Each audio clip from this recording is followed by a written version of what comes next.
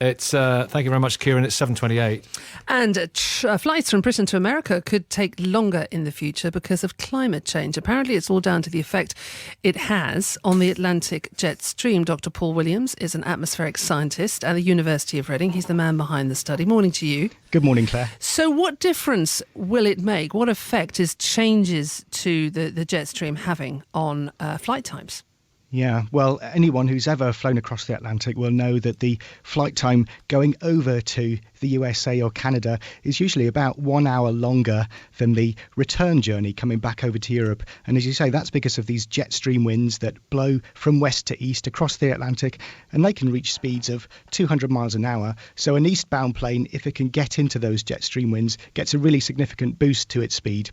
On the other hand, a westbound plane will try and avoid the jet stream, but it can't completely escape from it, and it gets significantly slowed down. And what we know as climate scientists now is that the jet stream winds along the flight route between London and New York, which is the iconic transatlantic route, they're getting 15% stronger because of climate change. And of course, this has consequences for people's journey times. So it's going to be quicker if you're coming eastbound, but take longer if you're going westbound. That's it in a nutshell, is it? In a nutshell, that's it. So, for example, in autumn, eastbound flights are going to get, on average, about 5 minutes shorter, and westbound flights about 7 minutes longer. But those are just the average figures.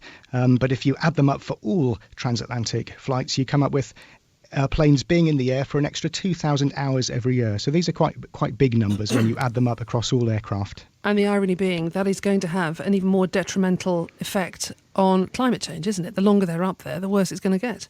Yes, it's poetic justice, really. We've known for a long time that aviation makes a contribution to climate change, but what we're increasingly learning as atmospheric scientists is that climate change is going to have profound consequences for aviation too. For example, by creating more turbulence, which is something else that I've been looking at recently. Oh, so what's the answer then? Because there's a lot of pressure on the airline industry to reduce emissions, but if the emissions are having this effect on the atmosphere, which is then affecting their flight journeys, what can they do?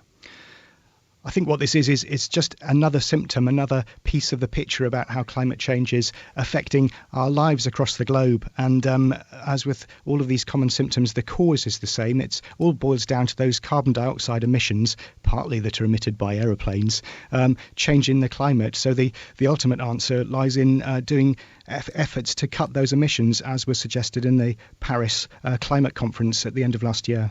Great to talk to you. Thanks for your time this morning. Dr. Paul Williams, he's an atmospheric scientist at the University of Reading. It's 7:31. Very quickly.